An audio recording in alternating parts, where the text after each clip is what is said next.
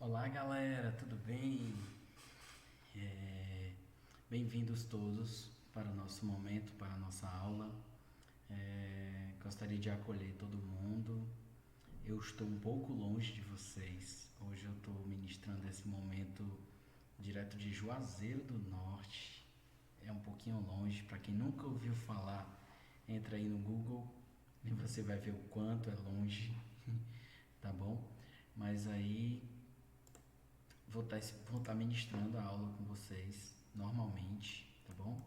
Para que a gente possa ter o nosso momento semanal, é, como sempre, né? Da forma que a gente puder, com qualidade, enfim, e a gente poder estar juntos na nossa aula, tá bom? Estou fazendo gravado novamente. Eu lembro que vocês me disseram que a maioria, pelo menos, disse que prefere ao vivo. Mas aí, como eu vou estar em viagem, provavelmente eu vou estar dirigindo, então é possível que eu não tenha condições de dar aula à tarde. E aí eu já estou gravando antes esse vídeo para que na hora da aula vocês tenham aula de verdade, tá bom? Lembrando a vocês que tem gente que não entregou a atividade. Eu passei uma atividade, né? A atividade foi da página 29, da página 30, da página 31. E hoje a gente vai ler juntos e trabalhar o texto da página 32, tá? Página 32, a gente vai trabalhar o texto juntos aqui. É a teoria contratualista de Thomas Hobbes, né? Para a gente ter essa ideia daquilo que a gente vai trabalhar hoje, a gente vai ler juntos o texto, vai trabalhar um pouquinho sobre essa questão da teoria contratualista, e a gente vai terminando a unidade 6, né, já com esse tema, tá bom? Só para deixar bem claro para vocês, Thomas Hobbes ele foi um filósofo e um teórico político. A gente está falando de política ainda, né? Lembrem disso. E aí ele trabalhou vários conceitos dentro da política, da psicologia, da física, da matemática.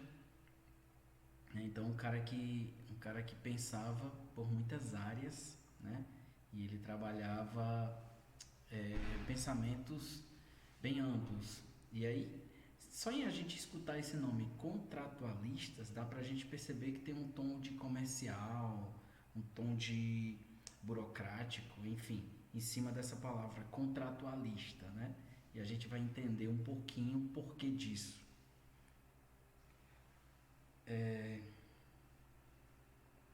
Ele,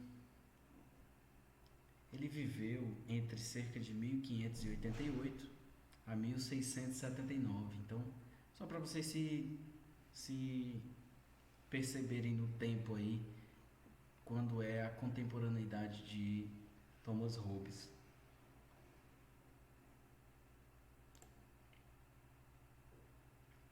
Vamos lá.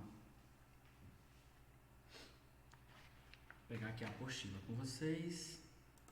Vou colocar também para vocês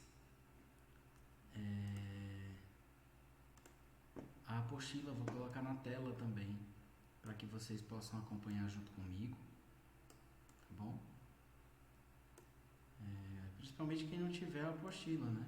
Tem gente que às vezes está em outro local, na casa de uma avó e etc, não tem a apostila, então eu vou colocar aqui na tela também, né? Já que a nossa aula hoje é mais dinâmica, né? Nós estamos com a aula gravada, então dinâmica em que sentido, né? É que eu tenho condições de colocar no aplicativo aqui alguns recursos a mais. Então já vou começar com esse recurso aqui que eu gosto bastante, né?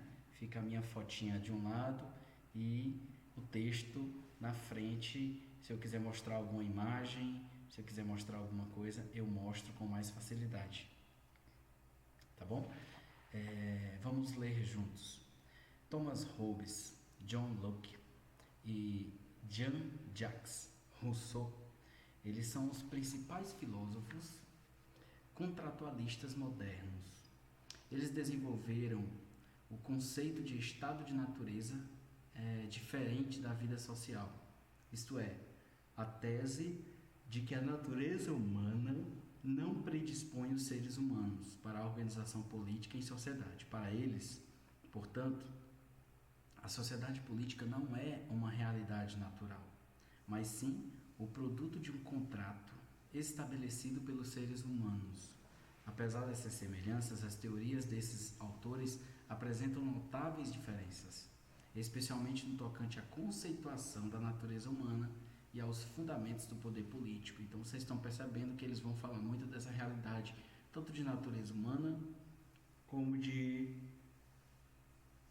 dos fundamentos do poder político.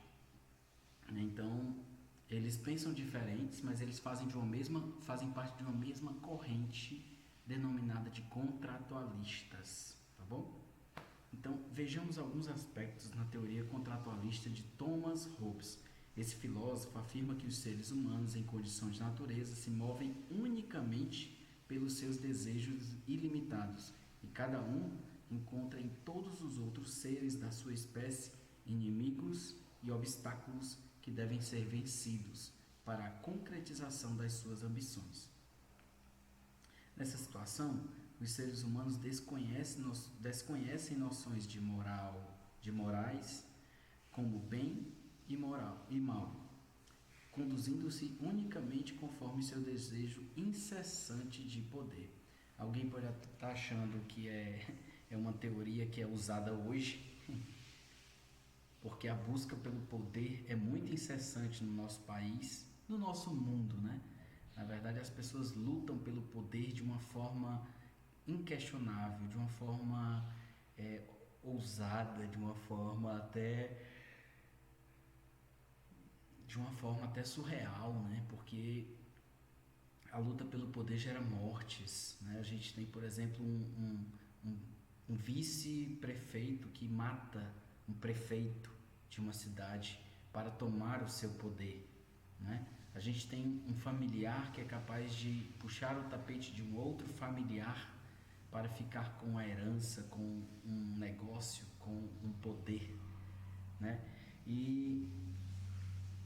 Dentro da teoria contratualista, Thomas Hobbes pensa justamente isso, né? Ele afirma que os seres humanos se movem unicamente pelos seus desejos ilimitados. Então, para ele, o ser humano tem desejos ilimitados, ele sempre está querendo alguma coisa, ele sempre está querendo mais e mais e mais. E esse querer mais e mais e mais faz com que ele olhe para as pessoas e nas pessoas ele veja como inimigos, ele veja como adversários, ele veja como um obstáculo que deve ser vencido. Então, dentro dessa perspectiva, não há como ser contratualista, ter um pensamento assim, sem ser uma pessoa que faz de tudo pelo poder, uma pessoa que é capaz de qualquer coisa para alcançar o seu objetivo, o seu desejo, o suprimento do seu desejo, né? Então, a realidade é que nós estamos diante de uma teoria que meio que eu vou deixar no ar isso, né? Meio que traduz um pouco daquilo que a gente está vivendo também. A gente está vivendo uma realidade onde as pessoas lutam pelo poder de tal forma que elas são capazes de fazer coisas inimagináveis, muitas vezes, na busca por esse poder, né? Então, meus queridos, é uma realidade nossa também, né? Uma realidade atual também, né? Essa questão da luta pelo poder. E aí a gente vai poder refletir um pouco sobre isso, né? Refletir um pouco dentro dessa realidade e nós, né? Como é que a gente tem vivido, em que a gente acredita, né? Gente, desculpa se eu bocejo um pouco, vocês já devem ter percebido, vocês umas 3 vezes, mas eu tô gravando esse vídeo de madrugada. Eu cheguei agora de um trabalho E eu realmente estou bem cansado, mas estou até falando baixo, porque por estar de madrugada eu não quero atrapalhar e incomodar ninguém. Eu não faço parte da teoria contratualista, eu sou muito mais aristotélico, onde eu penso no bem comum, eu penso nos outros, enfim, eu tenho valores morais e éticos, né? Então, só para vocês relevarem um pouquinho, tá bom? E mangarem menos de mim, porque aí vocês têm um pouquinho mais de piedade do professor que está cansado, que está viajando nesse momento, dirigindo na estrada BR-116 em direção a Fortaleza, tá bom? Continuando aqui, a condição de natureza caracteriza-se então pela permanente disposição para a guerra de todos contra todos. Então, dentro dessa teoria, o homem sempre está preparado para a guerra, o homem sempre está preparado para destruir o outro, o homem sempre está preparado para puxar o tapete do outro. E quando eu falo homem, eu falo a humanidade, eu não falo sexo masculino. Homens, mulheres, enfim. Inclusive crianças, se você chega lá no Afeganistão, as crianças estão com fuzis na mão, preparadas para a guerra, né, para a guerrilha ou para o terrorismo.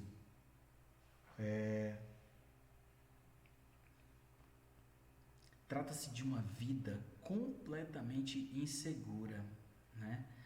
Na qual todas as realizações humanas, como a agricultura, a indústria, as construções, são impossíveis, uma vez que reinam a permanente disputa e destruição. Olha que interessante. Dentro dessa realidade contratualista, nem a agricultura, nem a indústria, nem as construções se desenvolvem. Por quê? Porque o homem está preocupado somente com a guerra. O homem está preocupado somente com os embates. Ele quer destruir o outro para ficar com aquilo que é do outro. O homem ele não está preocupado em se desenvolver. Ele acha que se desenvolver é avançar sobre o outro, né? Então, é um pensamento diferente. Não sei se vocês estão concordando ou discordando, enfim, mas é um pensamento diferente. Se a gente olhar para alguns textos atrás que a gente está falando muito sobre moral e ética, e a gente fala sobre política como bem comum, né? Então, realmente é um pensamento que vai destoar um pouquinho daquilo que a gente vem trabalhando em sala de aula. É essa insuportável condição de natureza que, segundo Hobbes, conduz os seres humanos à renúncia de sua liberdade em benefício de sua segurança. Olha que interessante, né? Então as pessoas agora elas vão, dentro dessa teoria, as pessoas vão lutar para defender o que é seu, né? Então elas vão deixar de sair, por exemplo, para proteger os seus bens. Elas vão deixar de viver para lutar por outras conquistas, via violência, via guerra, por exemplo, né? Então a gente está dentro dessa teoria vivendo uma realidade de não paz, uma realidade contrária à paz, né? A paz seria um ambiente onde todos tivessem condições para crescimento, um local onde todos tivessem direitos, onde todos tivessem resguardadas as suas liberdades, né? Então, neste ambiente que a gente está lendo no texto, as pessoas abrem mão da sua liberdade em prol da sua segurança. Continuando aqui, usando sua capacidade racional, os seres humanos elaboram um pacto mediante o qual ingressam em uma vida de convivência social, regulada por princípios morais que discriminam o proibido do permitido e o certo do errado. É como se os seres humanos que vivem em sociedade, eles precisam fazer contratos. Olha, até aqui é meu, até ali é teu, né? E se tu entrar no meu, eu te mato, né? Se eu entrar no teu, tu pode me matar, né? Então, enfim, é discriminado certamente o que é proibido, o que não é, o que é permitido, o que é proibido, o que é certo, o que é errado, é, dentro de um pacto, dentro de um acordo, dentro de uma regulação de convivência a partir de princípios voltados sempre pela segurança, como a gente viu antes, e pela riqueza, pelo poder, né? Tal acordo, porém, seria insuficiente para promover a segurança da convivência em sociedade, visto que não se pode confiar em que seres humanos naturalmente egoístas obedeçam espontaneamente às normas fixadas em sociedade. Então, ele já acredita que o ser humano pode querer burlar as regras, né? Burlar essa regulamentação. Então, o que ele pensa, né? É necessário, assim, que a ambição de poder naturalmente existente em todos os seres humanos seja transferido a um ser artificial que concentre em si todo o poder. Esse ser artificial é o Estado, o poder político institucionalizado, chamado por Hobbes de Leviatã. Então ele chama o Estado de Leviatã, que é essa instituição maior. Ela é criada para gerenciar, para regulamentar, para obrigar que as pessoas realizem aquilo que está no contrato social. Então, para Hobbes, o Estado ele é o ordenador. O Estado é o poder político institucionalizado, é o ser artificial que está sobre todas as pessoas, né?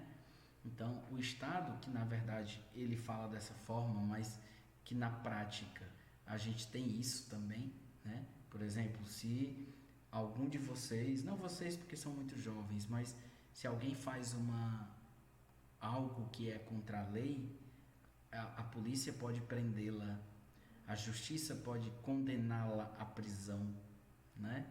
Então, ou o executivo pode multá-la, né, por um determinado descumprimento, como por exemplo usar máscara. A pessoa não está usando máscara, ela pode ser multada, né? Então, a gente tem leis, a gente tem uma punição de níveis municipais, estaduais, federais, níveis de executivo, de legislativo, de judiciário, né?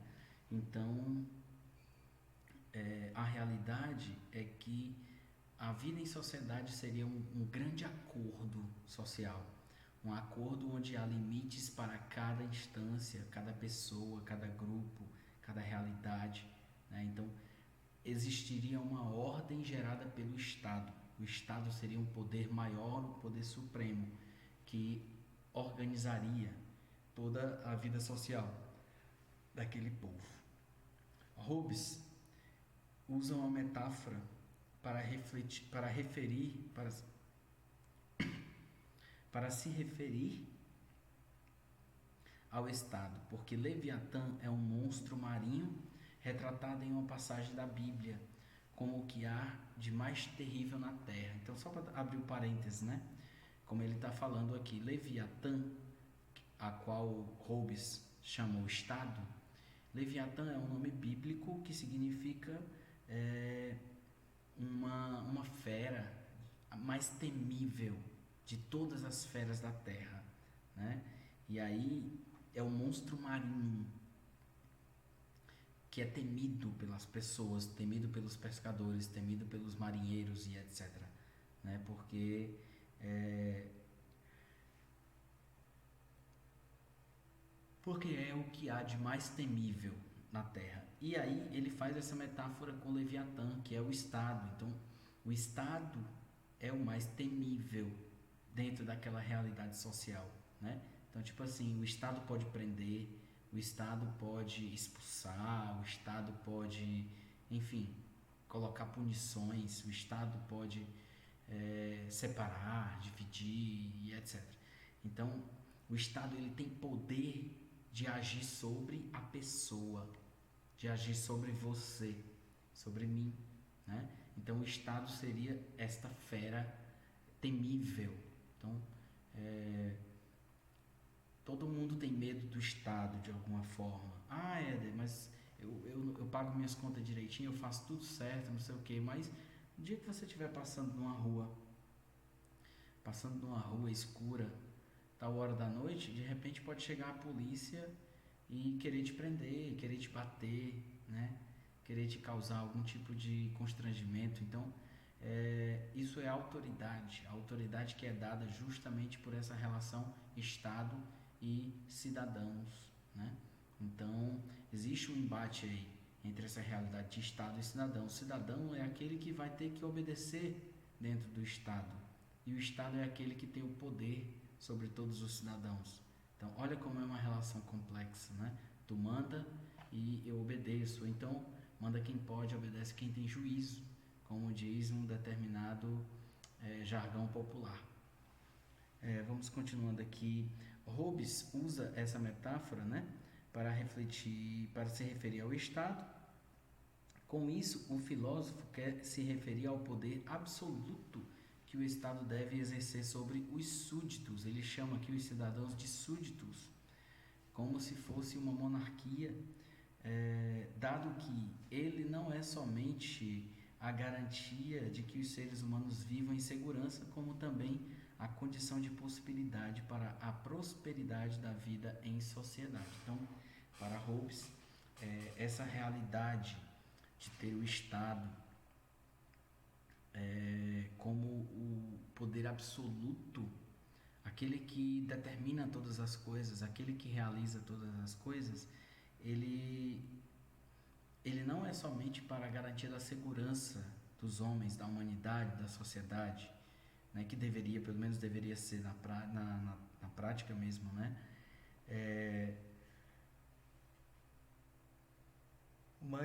Mas o Estado, ele é a condição de possibilidade para a prosperidade da vida em sociedade.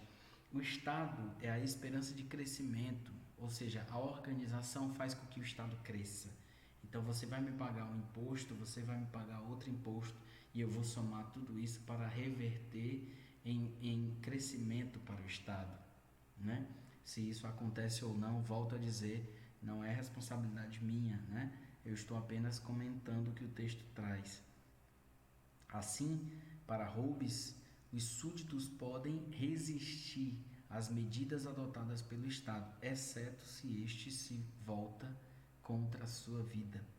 Porque o poder absoluto do Estado é uma criação dos próprios seres humanos que racionalmente renunciam à liberdade para preservar sua sobrevivência. Então, os cidadãos preferem se sentirem presos do que perder a sua vida, né? Então, o Estado é uma realidade onde você tem que abraçar sem opção.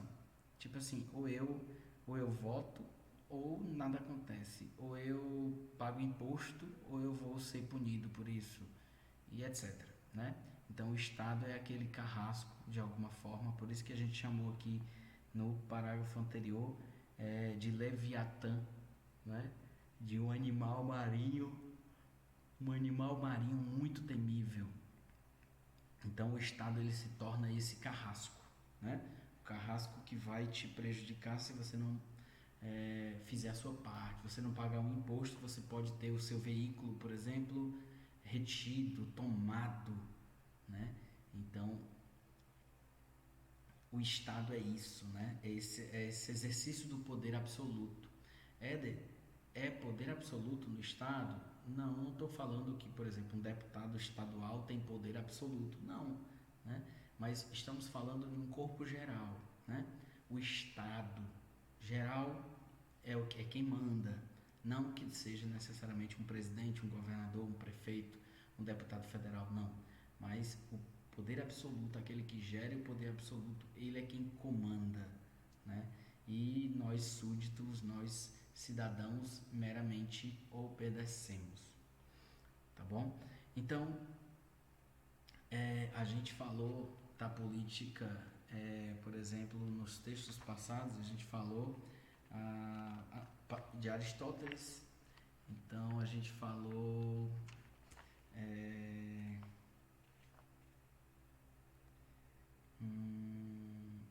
até já tínhamos falado um pouquinho de Thomas Hobbes também, mas aí falávamos muito de Aristóteles, e aí vocês percebem que Aristóteles trabalha de uma forma totalmente diferente, né?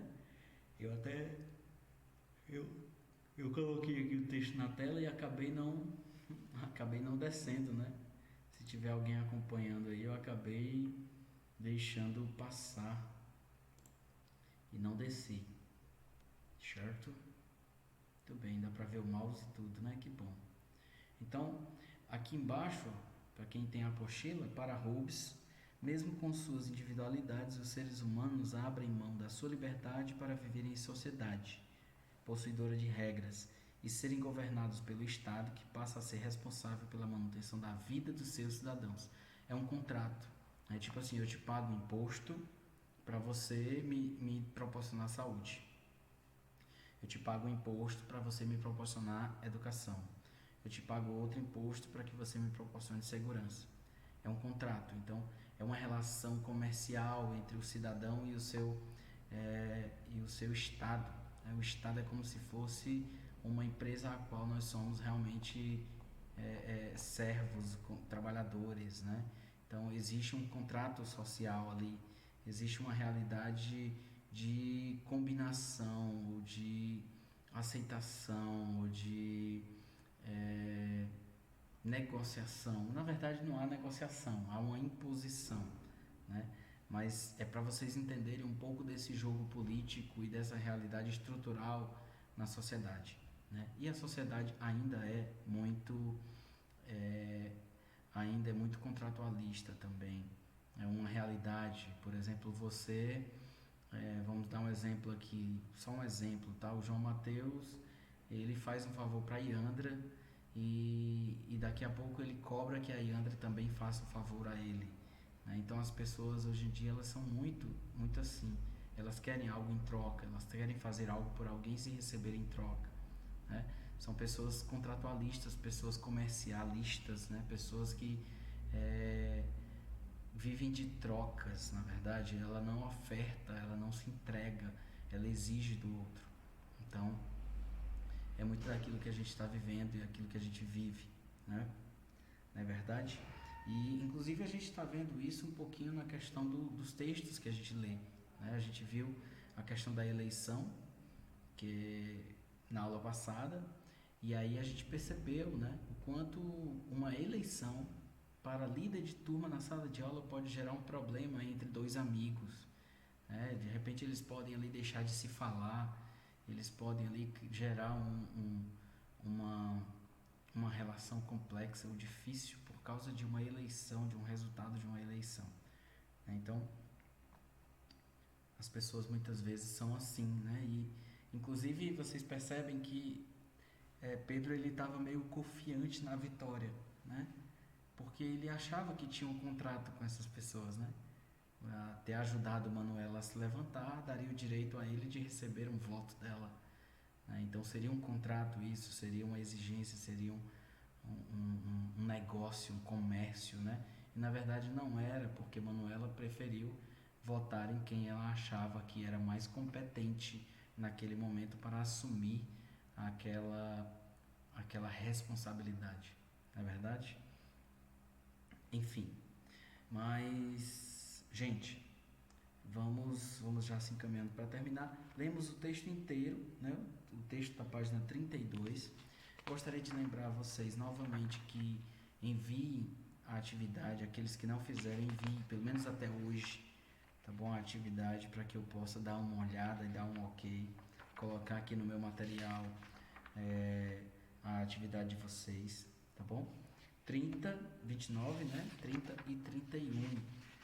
Lembrando que a 30 é somente um caça-palavras aí, uma cruzadinha, e é muito simples, é muito fácil, tá bom? Mas enfim, é muito disso. Gostaria de agradecer vocês por terem tido paciência comigo hoje, né? Que eu estou meio debilitado, mas estou aqui, né? Prefiro estar aqui com vocês, tá bom? E não deixar de ter a aula com vocês, tá bom? Obrigado por ter acompanhado a leitura comigo. E qualquer dúvida, pode mandar no WhatsApp, que assim que eu puder ver, eu também posso responder e posso estar tirando alguma dúvida e interagindo com vocês também, tá bom? Então, quem puder ler o texto novamente, quem quiser pode procurar um pouquinho mais sobre a teoria contratualista, é coisa que vai cair em prova, e aí quem quiser estudar mais sobre isso pode estudar também, fique à vontade, tá bom? Então, gente, tchau, tchau. Obrigado por terem me acompanhado, tá?